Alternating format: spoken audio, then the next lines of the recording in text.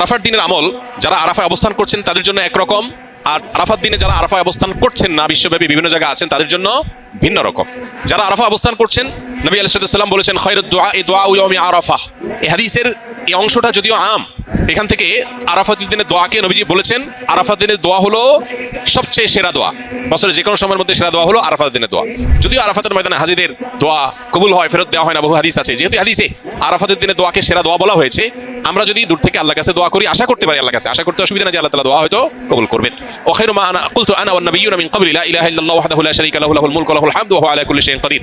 আরাফাত দিনে নবী রাসূলুল্লাহ সাল্লাল্লাহু আলাইহি ওয়াসাল্লাম বলেছেন, আমি এবং আমার পূর্বে নবী রাসূলরা যত দোয়া আল্লাহর কাছে করেছেন এর মধ্যে সবচেয়ে সেরা হলো এটা, লা ইলাহা ইল্লাল্লাহু ওয়াহদাহু লা শারীকা লাহু লাহুল মুলকু ওয়া লাহুল হামদু ওয়া হুয়া আলা কুল্লি শাইইন কাদির। এটা আমরা বিশেষ করে পাঠ করব। আরাফাত দিনে হাজী সাহেবদের জন্য রোজা রাখা নিষেধ, বেশি বেশি দোয়া করবেন তারা, তাদের জন্য করণীয় আমলগুলো। আর আরাফাত দিনের অনুসরণে জিলহজের 9 তারিখে পৃথিবীর বিভিন্ন প্রান্তে থাকা মুসলমানরা নফল রোজা রাখবেন, এতে 1 বছর পূর্বের আর হায়াতে বাঁচিয়ে রাখলে আল্লাহ তাআলা অগ্রিম 1 বছরের গুনাহ আল্লাহ মাফ করে দিবেন। এজন্য আরাফাত দিনে নফল রোজা রাখবো ইনশাআল্লাহ। এই রোজাটা কি জিলহজের 9 তারিখেই রাখবো নাকি যে আপনার আরাফাত দিন হাজীদের অবস্থানকে হিসাব করে রাখবো, এটা নিয়ে দুই রকমের মত আজকাল শোনা যায়। তবে আরাফাত দিনে হাজীরা অবস্থান করছেন হুবহু ওইটার সাথে মিল রেখে গোটা বিশ্বে আসলে ওই দিনে একই সময় রোজা রাখা এটা সব ক্ষেত্রে সম্ভব না, ভৌগোলিকভাবে এটা সম্ভব না। এজন্য জিলহজের 9 তারিখটা যদি কেউ রোজা রাখেন ইনশাআল্লাহ বিদিল্লাহ তিনি এই ফজিলত এবং এই তাৎপর্যের মাহাত্ম্য পেয়ে যাবেন, এবং এই মতটা অধিকতর সব দিক থেকে সমৃদ্ধ এবং যুক্তি সমৃদ্ধ।